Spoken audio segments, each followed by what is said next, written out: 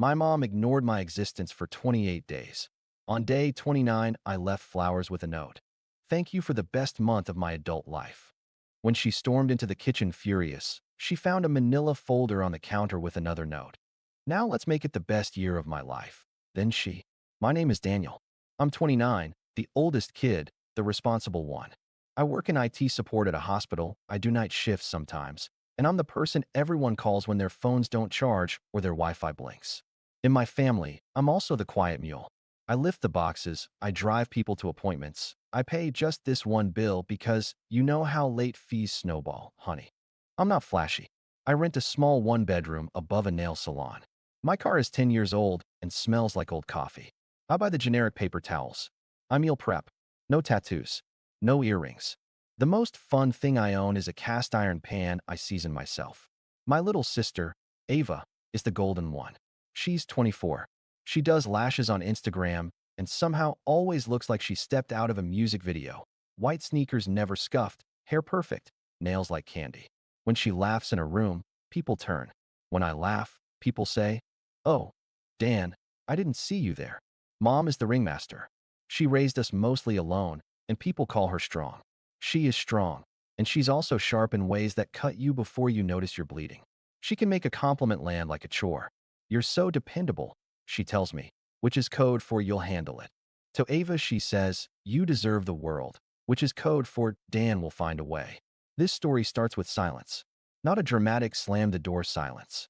Just a slow, careful ignoring. 28 days where mom spoke to Ava, to the dog, to her plants, to the neighbor, but not to me. We live 5 blocks apart. We usually talk daily. But I said no, one time, small and simple, and she decided to pretend I didn't exist. The weird part, I slept better. I drank water. I walked to work. I noticed how quiet the city can be at 6 a.m. I did my laundry on time. I didn't get the "hey, can you" texts. My phone battery lasted 2 days. The first day it felt like a punishment. The second day felt like a vacation I didn't book. By week 2, I realized how light my head felt when I wasn't bracing for one more favor. I made eggs and ate them while they were still hot. But I'm getting ahead of myself. The trigger came before the silence. Right in the kitchen, sunlight hitting a pile of unopened mail. Ava was practicing a TikTok dance by the fridge. Mom had a legal pad. She loves lists. "Okay," Mom said, not looking at me. "Rent's up, light bill's late, and Ava's car needs new tires." I said, "My name isn't okay. It's Dan." Ava snorted. "Don't be sensitive, dude." Mom kept writing. "We'll sort it. You always do." She tapped the pen, then finally looked up. "You've got that bonus coming." "I don't get a bonus," I said. She blinked like I'd told a joke wrong. "You're being difficult." That was the first nick. Small. Stupid. I put the trash bag in the bin and tied it too tight. It broke. Coffee grounds on the floor looked like ants. Ava sighed, dramatic. "Can we not? I have content to shoot."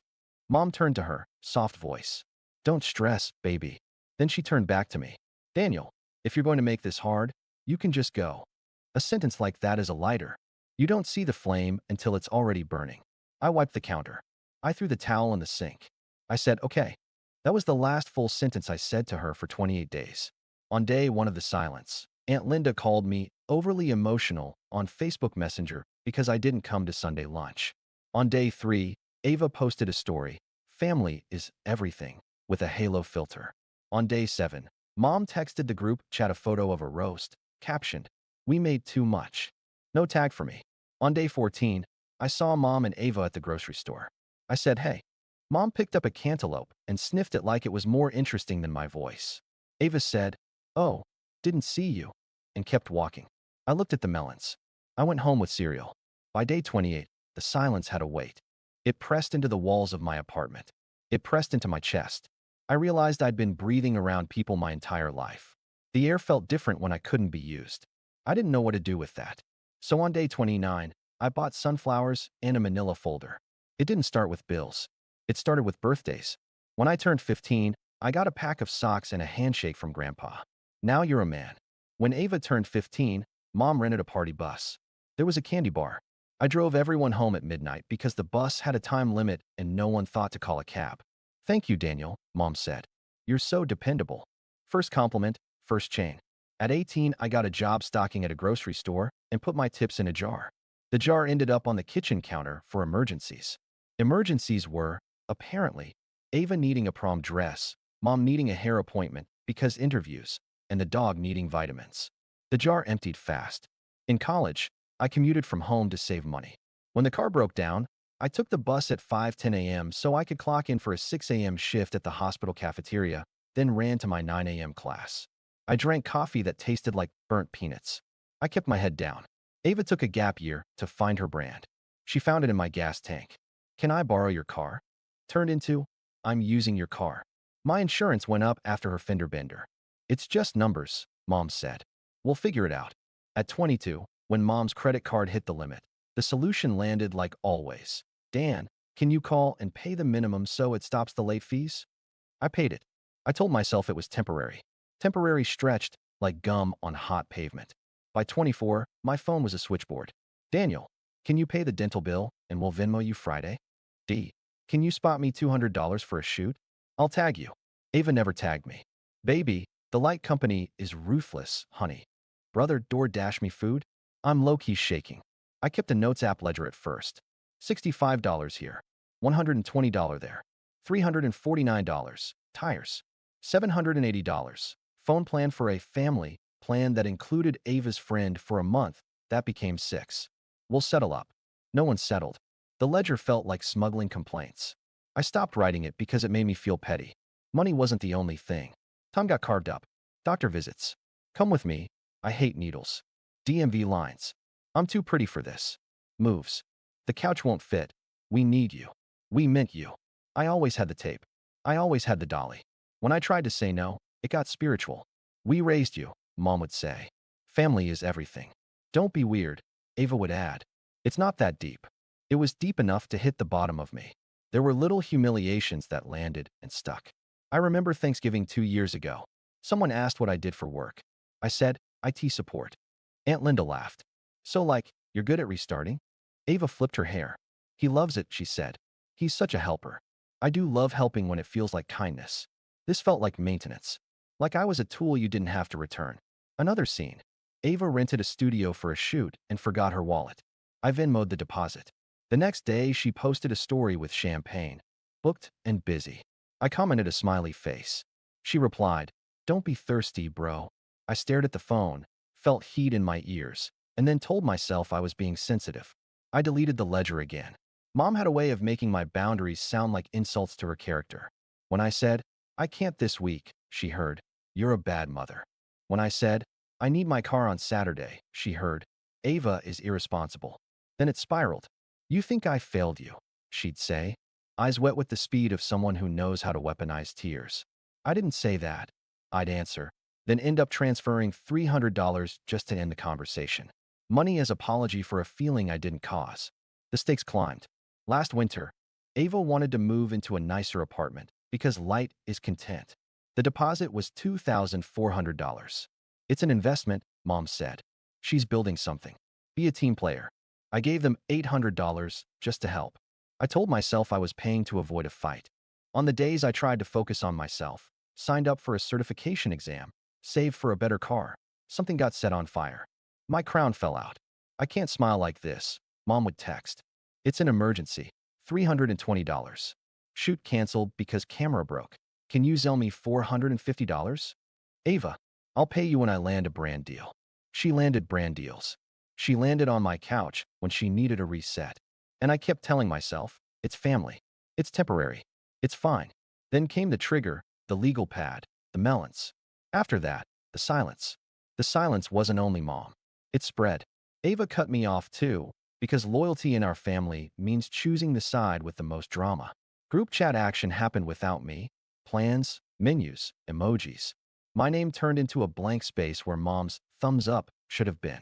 And somehow, I woke up at 5:30 a.m. with no knot in my throat. I rinsed my dishes the second I was done. I put my paycheck into savings. I went to the park on my lunch break and watched a dog try to catch a pigeon. I laughed out loud and scared an old man on a bench. I started counting. Not money. Days. 28 days without being told I was so dependable. 28 days without the dollar here and there that became 1,000 by the end of a month. 28 days of eggs that stayed hot. On day 29, I bought sunflowers and a manila folder. I wasn't planning revenge. I didn't even have a plan. I just wanted to mark the feeling. The flowers were for me, but I knew Mom would see them. The folder was for me, but I knew I'd let her read it. The note on the flowers said, "Thank you for the best month of my adult life." That was the truth, and also a slap. I didn't write it to hurt. I wrote it to be honest in a way I had never been. Inside the folder, I put a printed list. Not the old petty ledger. A clean, simple page. What I will no longer do. What I am willing to do. How to reach me. I slid the folder under her door while she was at Zumba. I put the flowers in the kitchen with the note. Then I went home and made eggs. An hour later, my phone lit up with MOM. I let it ring. It rang again. Then again. Then the group chat exploded. "Wow. Are you serious? Daniel." I put my phone face down and washed the pan. Sizzle, rinse, quiet. I heard the building door downstairs slam open. My buzzer screamed. I didn't press it. Someone pounded on my apartment door like the police. "Daniel." Mom's voice cut through the wood. "Open this door right now." I opened it. She walked in like she owned the lease, sunflowers in one hand, the manila folder in the other. Ava was behind her, phone out, recording like it was content. "What is this?" Mom shook the flowers. "What is this cruelty?" "It's a thank you note," I said. My voice surprised me. Calm. Equal parts tired and awake. "You think ignoring your mother is funny?" Her voice climbed. "You think this is a game?" "You ignored me for 28 days, I said. "I was giving you space," she snapped. "You replied in the group chat," I said. "To everyone else." She put the flowers down on my counter with the care you give a bomb. She slapped the folder onto the pile of mail. "And this? What I will no longer do." "Who do you think you are?" "Your son," I said. "Not your plan B, not your ATM, not your chauffeur." Ava laughed. So dramatic. I looked at her. "Do you want to read it, or do you want me to read it out loud?" Ava rolled her eyes. "We don't have time." "We do," I said. I opened the folder. My hands didn't shake. The list was short. "I will no longer pay your bills, Mom. I will no longer fund Ava's projects, move her furniture, or lend my car. I will no longer be reachable 24/7 for emergencies that are poor planning." Mom gasped like I'd slapped her. "After everything I've done." I held up my hand. "I'm not done." Ava's camera was still up. "You're embarrassing yourself, bro." I kept reading. "What I am willing to do. Have dinner twice a month, talk on the phone once a week, help you budget if you ask respectfully, and help with true emergencies, hospital, safety, actual crisis. Not nails, not content, not they were mean to me at the DMV." Mom's eyes were bright and hard. "So you make a list like you're my father?" "I made a list like I'm an adult," I said. "And the last part is how to reach me. For the next 90 days, contact me on email only. Not the group chat. Not surprise visits. Email. I will respond within 48 hours." Ava made a sound like a scoff, and a laugh had a baby. "An email? Who do you think you are, HR?"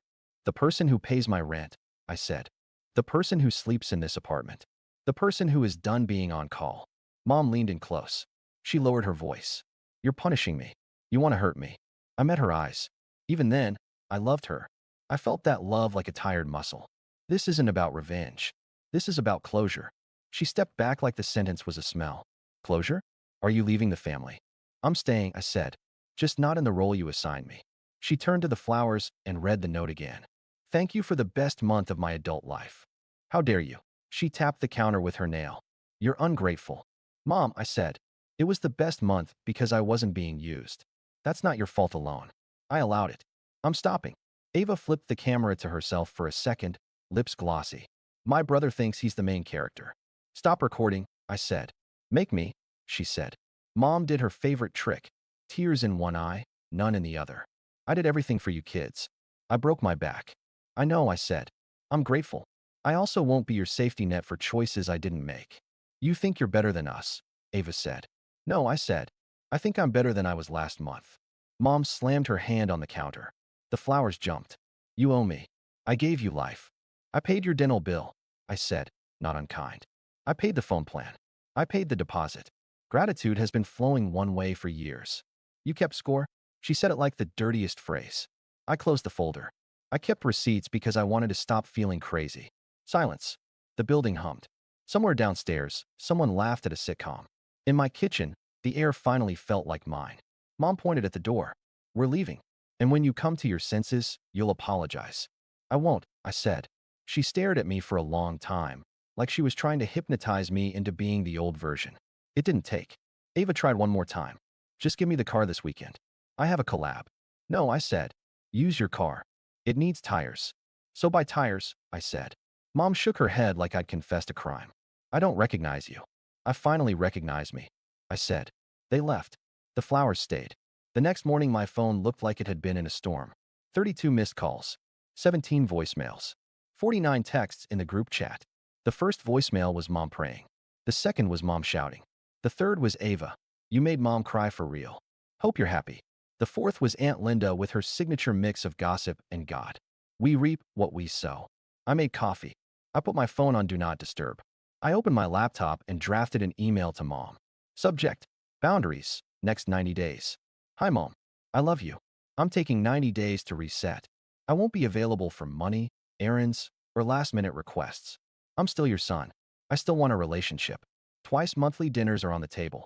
Email is best for now. Love. Dan. I sent it. Then I went for a walk. It's wild what you notice when your brain isn't on fire.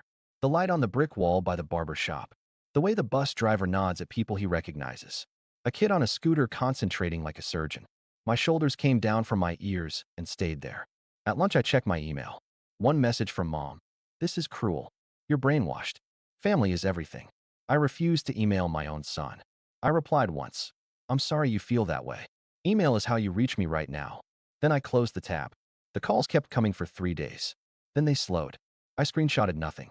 I sent no paragraphs. I started building a life I could stand inside. I cleaned my apartment like I was moving in for real. I tossed the someday boxes. I changed a light bulb that had been out for 6 months because I was always out the door doing someone else's errand. I bought a plant and asked the lady at the shop what wouldn't die if you forgot it sometimes. ZZ plant, she said. It forgives you. I cooked. Not the stay-alive meals. Real food. A simple pasta with garlic and lemon. Chicken in that cast-iron pan. I sat on my thrifted couch and ate at a time that was not chosen by anyone else's chaos.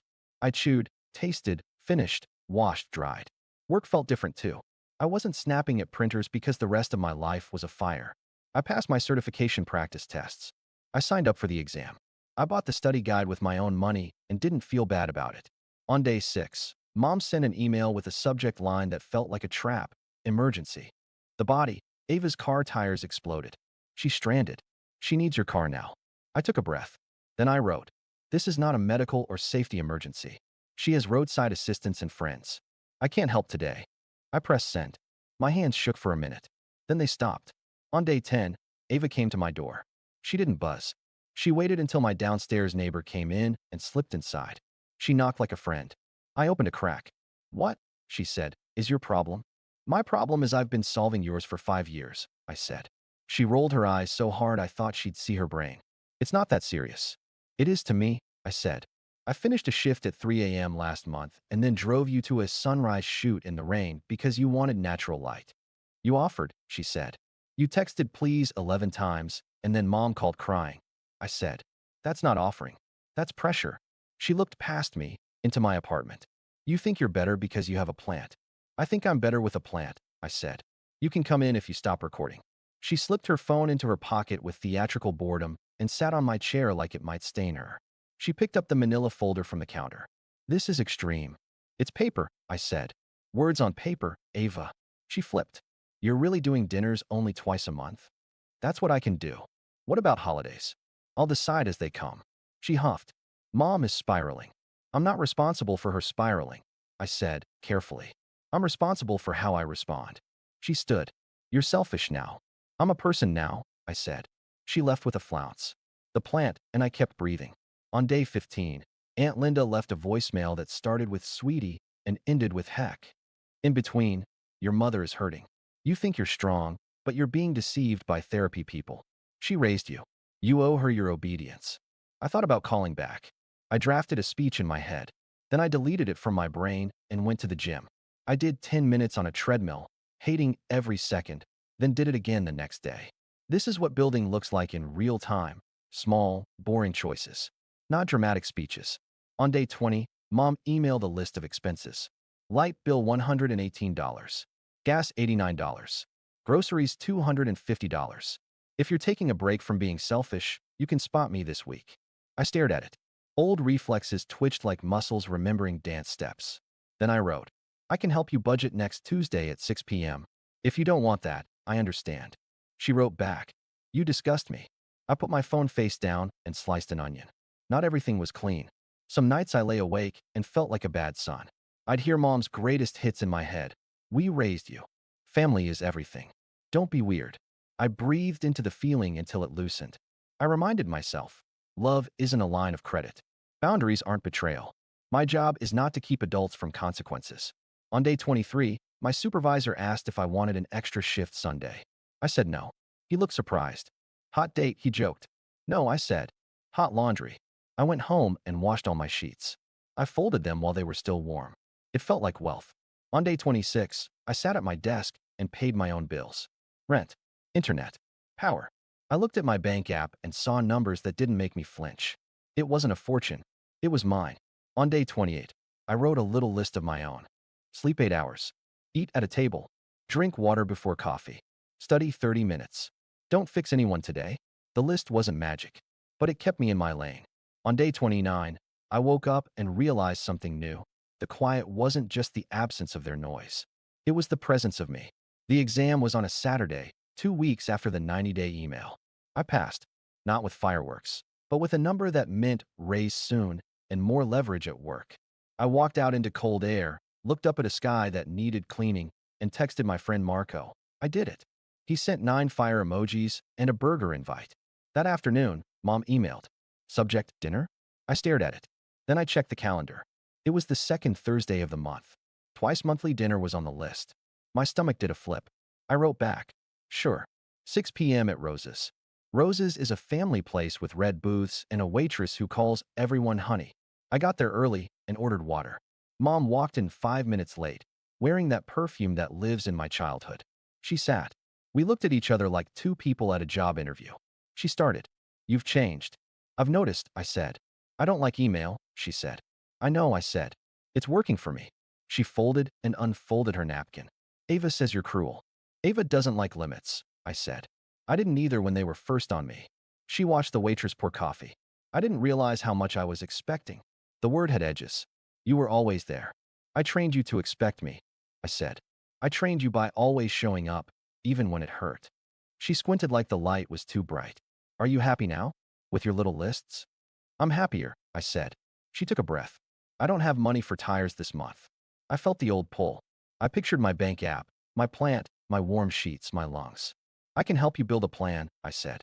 We can call the shop and ask about payment plans. She frowned. You won't just pay it? No, I said softly. She sipped coffee. The silence didn't feel like a weapon this time. It felt like air. The waitress took our order. Mom told me about Zumba. I told her about the exam. Nobody cried. Nobody raised their voice. It was strange. It was new.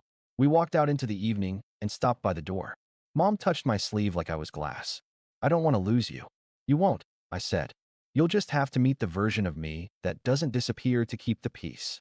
At home, the plant had a new little leaf. I watered it too much on purpose and then laughed because I was still me. The group chat dinged later. Aunt Linda posted a meme about disrespectful children. I muted it. Ava posted a selfie with grind never stops. I put my phone face down, washed my dish, and set my alarm. Here's the thing I learned. You can love people and refuse to be their solution. You can be grateful for a mother and still not finance her decisions. You can be a good brother and still say, no car. I dried the sunflowers Mom had left behind on my counter the day she stormed in. They hang now by the window, brown and quiet. Not revenge trophies. Reminders. I don't need to win. I need to live.